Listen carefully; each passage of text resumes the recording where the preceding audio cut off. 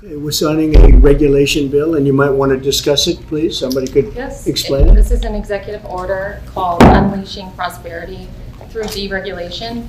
So it slashes unnecessary regulations, which will put more money in Americans' pockets, unleash economic growth, and guarantee that the United States of America remains the strongest competitor on the world market. And in order to achieve that, this order requires a rigorous regulatory budget process. So for each new regulation issued, at least 10 prior regulations will be identified for elimination. So 1 for 10. And that's never been done before. We came very close to doing it in the first term, and we'll be able to easily do it, I think, in this term, and that'll have a big impact on regulation, getting rid of so many ridiculous regulations. And very importantly, Doug Burgum and Catherine, incredible governor of North Dakota, as you know, and did a really great job. And I asked him to serve as the Department of Energy, the secretary, and he's agreed to do it. And in many ways, the United States, I guarantee it's going to prove to be correct that the United States is very lucky to have them, because they're a great team, great man and wife, great talent. So we are going to be working, and you're going to be working very hard with Chris Wright over at Energy. And we have a lot of land. We have more land than anybody else in the world that has energy under it, namely, I call it liquid gold, but oil and gas and other things. And he'll be seeking that out, and he's going to help our country to become extremely liquid and extremely wealthy again. And I don't think it'll take too long. He's ready to go, right? He just got approved, as you know, by the Senate. So it was pretty good. We want to thank everybody, and we want to thank Senator Thune for moving it along. And if you could give me his commission, we'll sign it. Thank you very much. And if you'd like to ask a question of the new secretary, it's a very interesting title, but it's a pretty great title, right? Yes. Cabinet member and everything else. What is your first priority as Secretary of Interior, sir? Well, as you've heard President Trump say, we have to turn the ship around. If Interior was a public company, its stock would be in the tank. Revenue has been declining. Production of revenue for American taxpayers is down. The deregulation executive order, which President Trump just signed, extremely important, because we have to shorten the time it takes to build things in America. And not only do we have to produce more energy, we've got to produce more critical minerals in this country, and we're talking across the whole country, including Alaska especially, a big opportunity. Interior, if it was a company, has the largest balance sheet in the world. 500 million acres of public land, 700 million acres of subsurface, over 2 billion of offshore acres. These are all assets that belong to the American people. We all talk about the debt that America has, this 36 trillion. We have perhaps hundreds of trillions of dollars of assets that we need to manage smartly, sustainably, for the benefit and the use of the American people. Mr. President, is there anything China, Canada, and Mexico can do tonight to forestall your implementation of tariffs tomorrow? No, nothing. Not right now, no. Not a negotiating tool? No, it's not. No, it's a pure economic. We have big deficits with, as you know, with all three of them. And in one case, they're sending massive amounts of fentanyl, killing hundreds of thousands of people a year with the fentanyl. And in the other two cases, they're making it possible for this poison to get in, number one. And number two, we have big deficits, and it's something we're doing. And we'll possibly very substantially increase it or not. We'll see how it is. But it's a lot of money coming to the United States. As you know, we have about a $200 billion deficit with Canada, getting close to $200 billion. They've treated us very unfairly. And I say, why should we be subsidizing Canada? It's wonderful. I have so many friends in Canada. It's a great place. Is there a concession you're looking for, sir? No, we're not looking for a concession. And we'll just see what happens. We'll see what happens. And with Mexico, it's the same thing. We have a $250 billion deficit, and we have a lot of people coming into the border, and now we've largely stopped that, but we've stopped that ourselves. I think they've done a fantastic job. You've seen the numbers; they've dropped to almost zero. But we've suffered under the past administration for years and years. We've suffered with millions of criminals coming into our country. Criminals, people from jails from all over the world. They come through Mexico, and they come through Canada too. A lot of them come through Canada, and a lot of fentanyl comes through Canada. And China makes the fentanyl. China makes the fentanyl, gives it to Mexico, puts it through Canada, puts it through different places, mostly Mexico, but also a lot through Canada. And so all three haven't treated us very well. Sir, could I ask you about your meeting with NVIDIA? What did you talk about, and do you think you need to ban more of the chips that they're selling to China? Well, he's a great gentleman, and I hadn't met him. He's the biggest in the world in terms of chips. And I can't say what's going to happen with it. We had a meeting. It was a good meeting. But eventually we're going to put tariffs on chips. We're going to put tariffs on oil and gas. That'll happen fairly soon. I think around the 18th of February. And we're going to put a lot of tariffs on steel. We already have tariffs on steel, and we've saved our steel industry, but that was relatively small compared to what it'll be. But we're going to be putting tariffs on steel and aluminum and ultimately copper. Copper will take a little bit longer. And that'll happen pretty quickly. It'll mean it'll be a great boost for our steel industry. It'll make our steel industry very strong. If I didn't put the tariffs on years ago on steel, which actually Biden left because there was so much money that they couldn't do anything about it, we would have lost. We wouldn't have one steel mill in this country if I didn't do that. We saved the steel industry. So it was an honor to do it. And I think the people that love me most in the whole world are people that make steel. But we're going to be putting sometime this month, next month, we're going to be putting tariffs on steel and aluminum. And we'll give you an announcement as to what the exact date is. But it'll be a tremendous amount of money for our country, a tremendous amount. These are big numbers. And in addition to that, and you see the power of the tariff. I mean, the tariff is good. And nobody can compete with us because we have by far the biggest piggy bank. And so that'll take place very quickly. But also we'll be doing pharmaceuticals. And to bring our industry back, we want to bring pharmaceuticals back to the country. And the way you bring it back to the country is by putting up a wall, and the wall is a tariff wall. We were the richest country in the world. We were at our richest from 1870 to 1913. That's when we were a tariff country.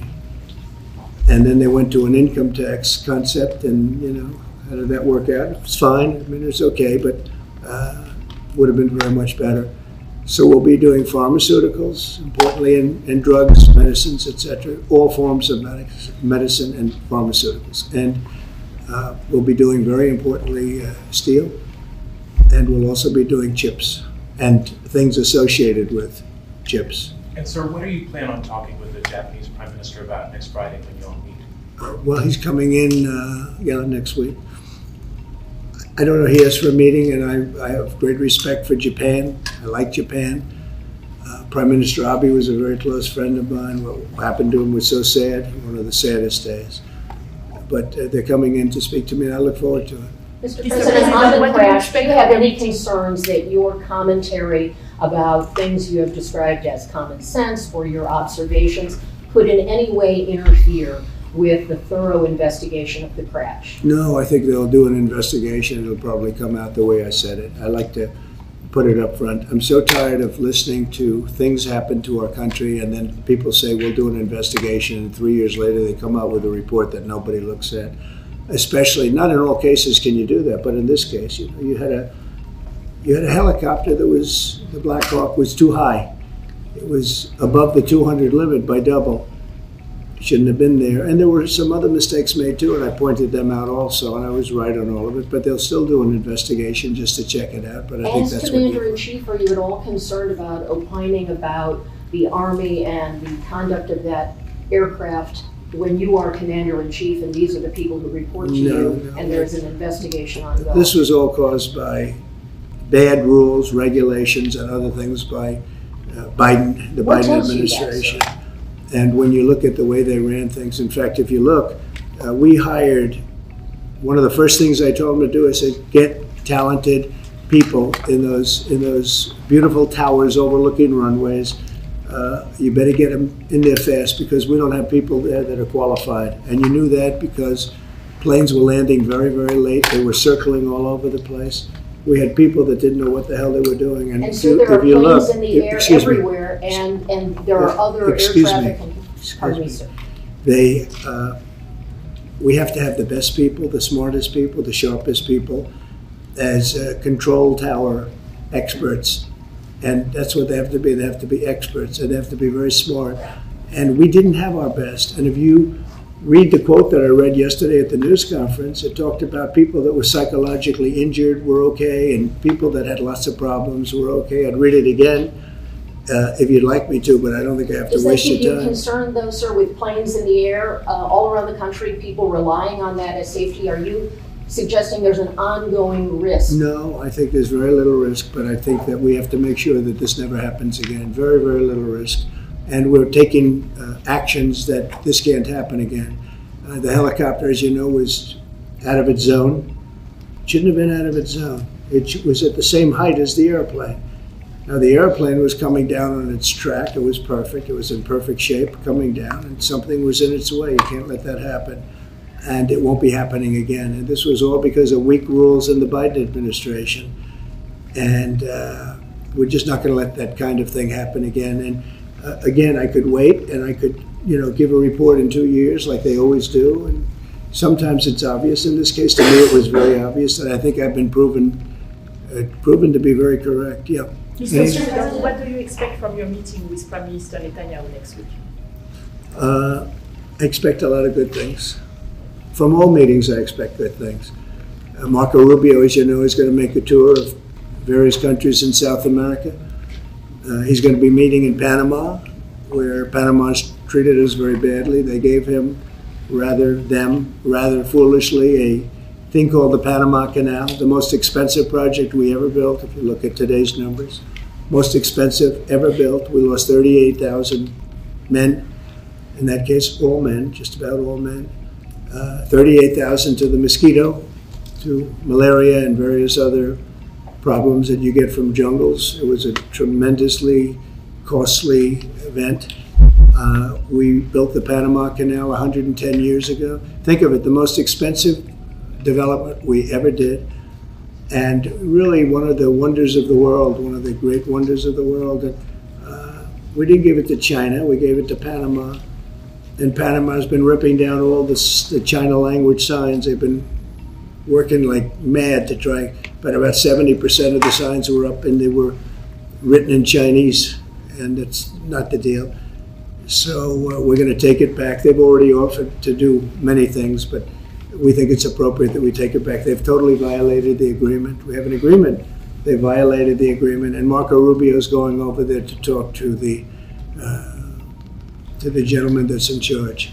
On Israel and Gaza, do you still think it's a good idea for Jordan and Egypt to be taking in Palestinians when they reject the idea and the Palestinians who are living now in Egypt? Oh, I think Jordan will take people from Gaza. And I think Egypt will take them also. I mean, I heard somebody said they're not going to, but I think they will. I feel confident they will. Mr. President, will tomorrow's tariffs include oil? What? Will tomorrow's tariffs be inclusive of Canadian crude? I'm probably going to reduce the tariff a little bit on that. We think we're going to bring it down to 10% on the oil. So it's 25% on the Canada side. Mr. President, are these tariffs stacking on top of already existing tariffs? Or Yes, on top of whatever may be existing. Mr. Mr. President? President, ask you a question about Venezuela. Rick Cornell was seen on state TV shaking hands with President Maduro. Is there any concern that that might lend legitimacy to the Maduro administration? No, we want to do something with Venezuela. I've been a very big opponent of Venezuela and Maduro. They've treated us not so good, but they've treated, more importantly, the Venezuelan people very badly. We have tremendous Venezuelan population. I got 92% of the vote, the Venezuelans vote. Now we want to see what we can do to get people back in their homeland safe and free, and all.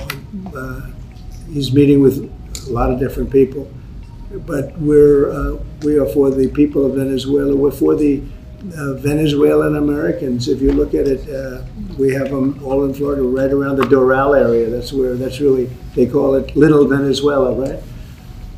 And they voted for me close to 100%. So we'll see what we can do to straighten out the situation in Venezuela. Venezuela has been very unfortunate. I was very surprised when I saw that Biden agreed to buy a lot of oil from Venezuela, because Venezuela was just about finished, the dictator. And when that happened, it brought him back to life. You know, Biden went out and they buy millions of barrels of oil. I say, what's that all about? So we're not going to let that stupid stuff happen. So we'll see what happens. We're not happy with Venezuela. We don't like the way they've treated the Venezuelans at all. Mr. President, there have been some warnings or messages that government websites will be shut down this evening to scrub them of DEI content. Can you confirm if that's That what's been shut down? Government websites, will be shut down this evening to scrub them of DEI content. Can you confirm whether that's accurate and if there are any concerns? I don't know. It doesn't sound like a bad idea to me. DEI would have ruined our country, and now it's dead. I think DEI is dead. So if they want to scrub the websites, that's okay with me. But I can't tell you. I guess probably certain people handle it certain ways. But I'll tell you who's very happy about it: the military. The real leaders, the real generals in the military, they're very happy about it.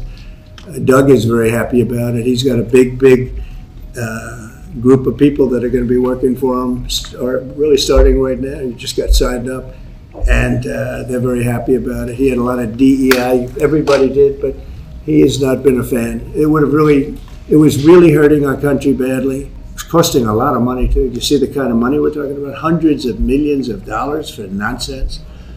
Now we have our country back now. Our country is back, and it's a nice thing to say. I've never seen such love. I've never had anything like it. I've never seen anything like it.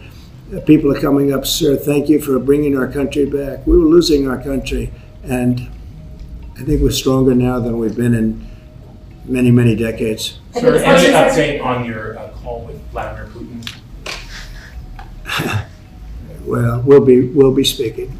We'll be speaking, and I think we'll perhaps do something that'll be significant. We want to end that war. That war would have never started if I was president, and we want to end that war. That war is a horrible war. Millions of young people are being killed, mostly on the lines now, mostly soldiers. But the cities have been largely destroyed, many of them. They're like demolition sites.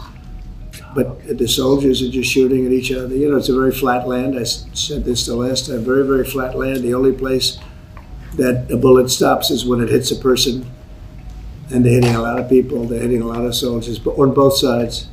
I think Russia would probably say close to 800,000, and Ukraine 600,000 or 700,000.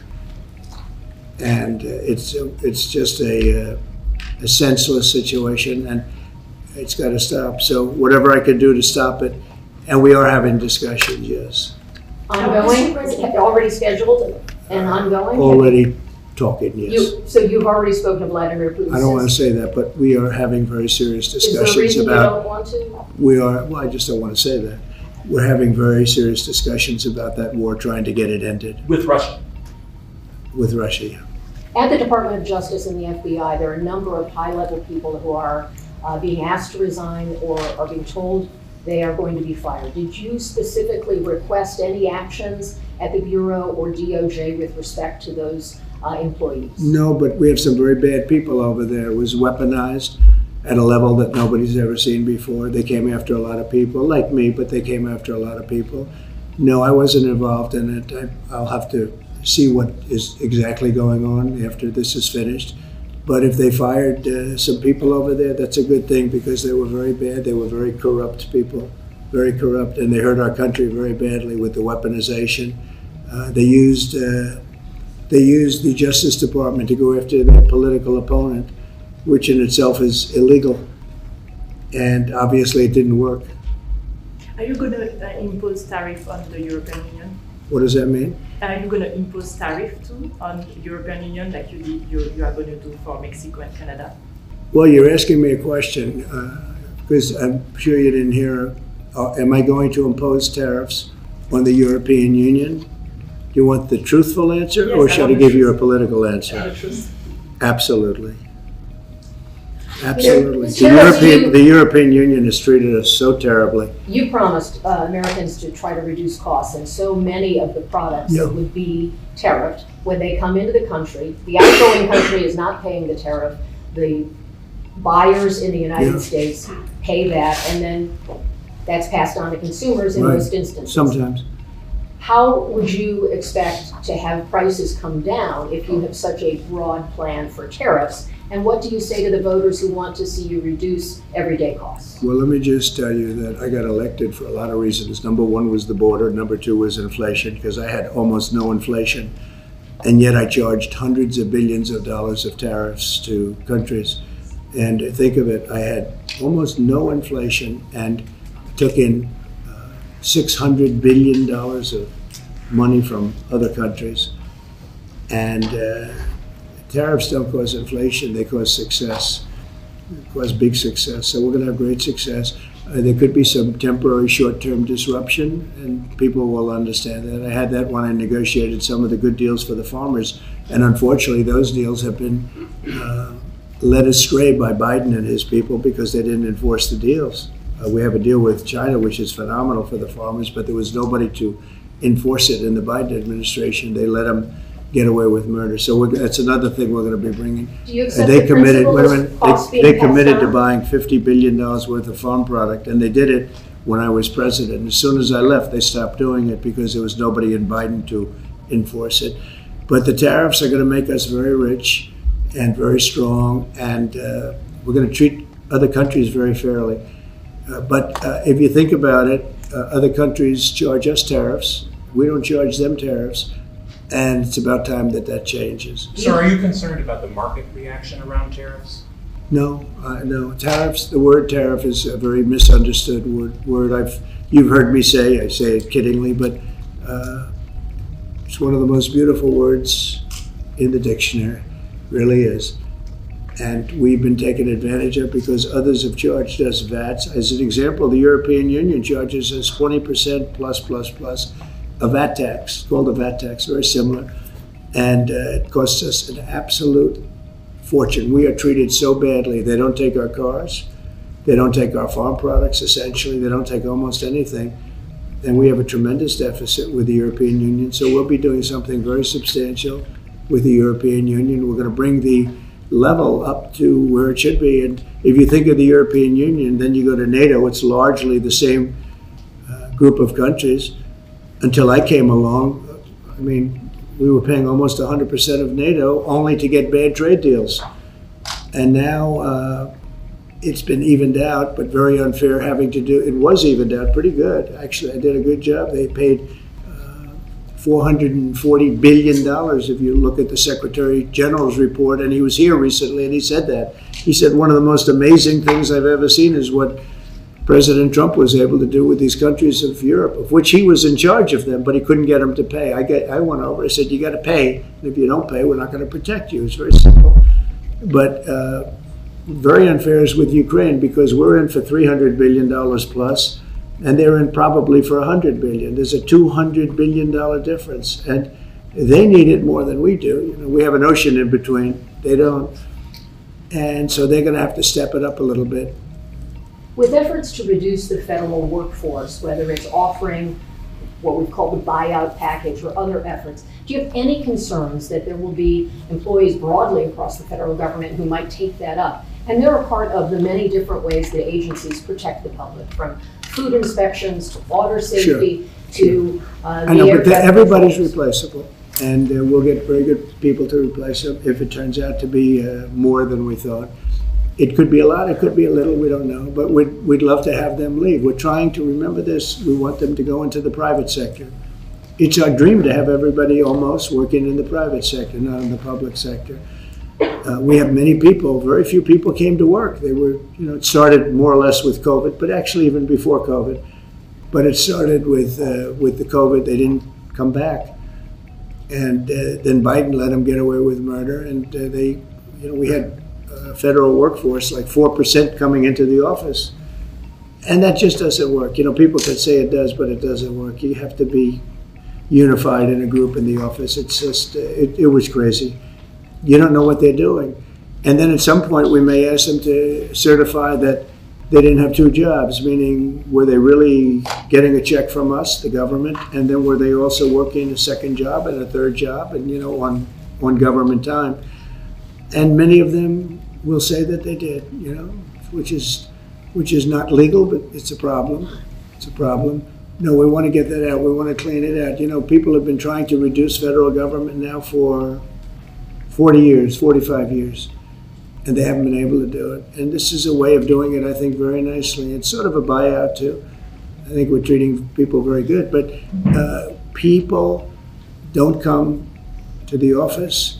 They won't have a job starting on that very special date. So we'll see how that works out. I mean, nobody knows how that's going to turn out. Everybody might show up to the office, and maybe a large number won't show up. But if they don't show up, we've accomplished a very serious goal. We're trying to reduce government. Does Mr. Musk or any of those associated with your Doge effort, do they have any direct access through the government systems to how money is dispersed? No, nothing. No, this has nothing to do also with the federal cutting, with this federal cutting.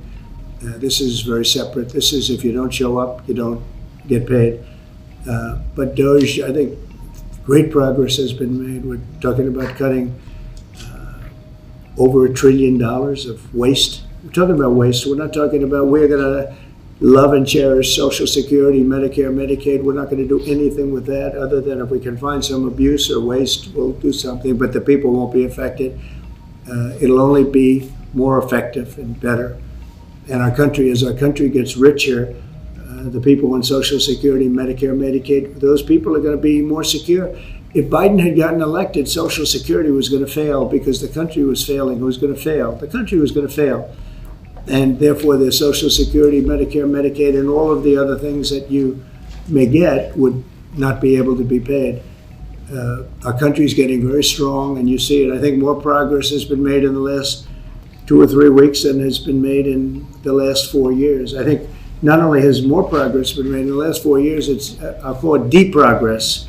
We went way backward as a country in so many different ways, from woke to all of the other things that took place that were so bad. You look at Afghanistan, how embarrassing that was. I think Afghanistan really started the problem with Russia and Ukraine. When Putin looked over and he saw how incompetently that was handled, I was getting out, but I was going to keep Bagram.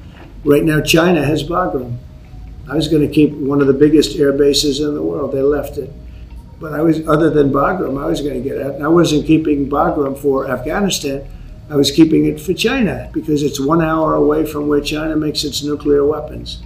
And we were keeping it. So we have a lot of great things happening in our country, and we appreciate that you're here. And I'm really thrilled about Doug, and I'm really thrilled about his friend, Chris Wright, who's a legend in the oil business, right? They keep telling me, Catherine, he's like a legend, and he's a legend too in a lot of businesses.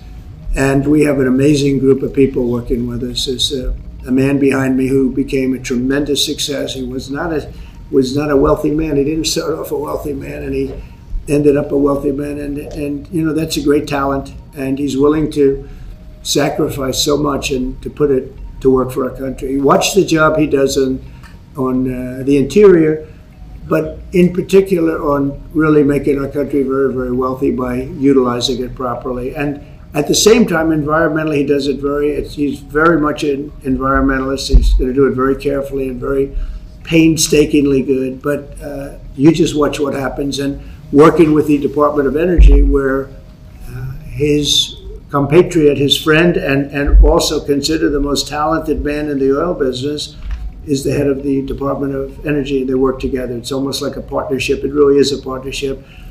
And watch what that does for our country. It'll be a fantastic thing to see. Thank you very much, everybody. Thank you, Fred. Thank you, Fred. We're having on. Thank you.